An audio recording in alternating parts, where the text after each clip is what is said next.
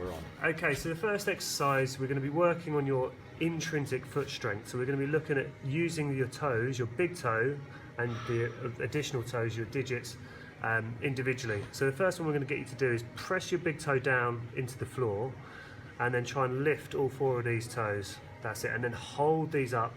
We're going to hold for 30 seconds. You're going to press that down as hard as you can, and you're going to lift these up as hard as you can, and you're going to hold that contraction for 30 seconds. Okay, 30 seconds is gone. Then you're going to go the opposite way around. So you're going to press these 4 down, and you're going to try and lift your big toe up.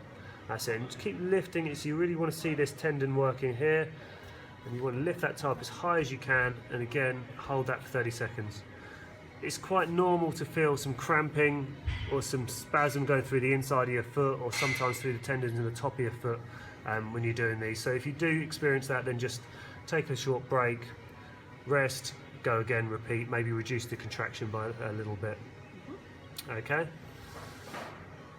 right, next one. So we're going to try and squeeze the toes together.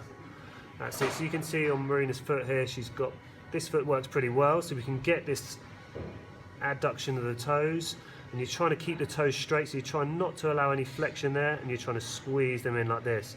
If your toes don't go together so well, it's useful to use the toe separators here.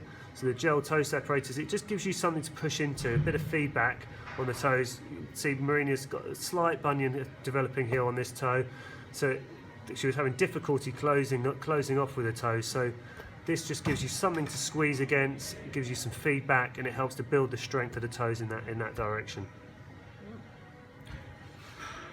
Okay.